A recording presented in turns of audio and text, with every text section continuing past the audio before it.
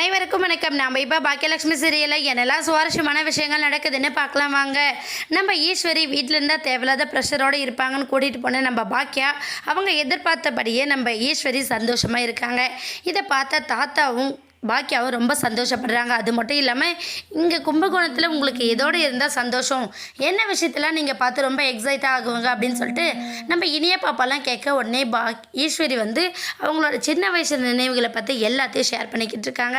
உடனே நம்ம பாக்கியா என்ன பண்ணுறாங்கன்னா, சரி அப்போ அத்தைக்கு அவங்களோட ஃப்ரெண்டு சாவித்திரி தானே ரொம்ப பிடிக்கும்னு சொல்லியிருக்காங்க, அத்தைக்கே தெரியாமல் சர்ப்ரைஸாக நாளைக்கு அந்த கோயிலுக்கு நம்ம அவங்கள வர வைக்கணும், ஆனால் அது எப்படி நம்ம அவங்களோட டீட்டெயில்ஸ் கலெக்ட் பண்ணுறது அப்படிங்கிற மாதிரி நம்ம பாக்கியா ரொம்ப தீவிரமாக யோசிக்கிறாங்க.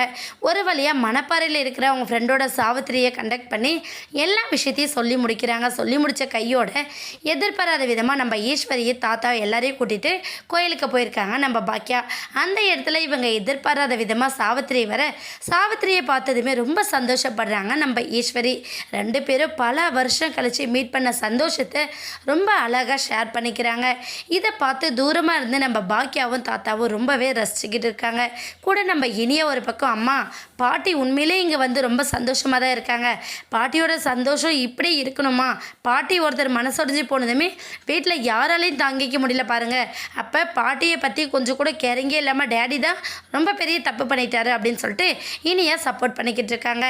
இன்னொரு பக்கம் கோபி, என்னடா இது, ஒரு பக்கம் அம்மாவுக்கும் நல்லவங்களா இல்லாமல் கட்டிக்கிட்ட மனைவிக்கும் நல்லவங்களா இல்லாமல் நம்ம வாழ்க்கை இப்படி ஆயிடுச்சு அப்படின்னு சொல்லிட்டு வருத்தப்பட்ட கோபி இப்போ குடிபோதையில் இருக்கிறதுனால நம்ம எழில் வந்து கண்டபடி வாட்டி வறுத்து எடுத்துகிட்டு இருக்காரு.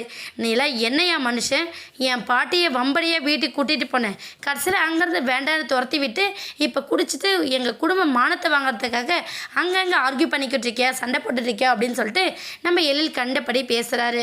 உடனே நம்ம செல்லின்னு என்ன பண்ணா, டே எழில் நீ எதுவும் பேசாத, இவங்களை கொண்டு போய் அவங்க வீட்டில் தள்ளிட்டு வந்துடலாம் அப்படின்னு சொல்லிட்டு நேராக நம்ம ராதிகோட வீட்டில் கொண்டு போய் விட்டுட்டு வராரு. கண்டிப்பாக இதுக்கப்புறமும் ஒரு பெரிய பிரச்சனை ஃபேஸ் பண்ண போகிறாங்க கோபி. வெயிட் பண்ணி பார்க்கலாம். இந்த வீடியோ உங்களுக்கு பிடிச்சிருந்தா மறக்காமல் நம்ம சேனலை சப்ஸ்கிரைப் பண்ணுங்கள். தேங்க்யூ.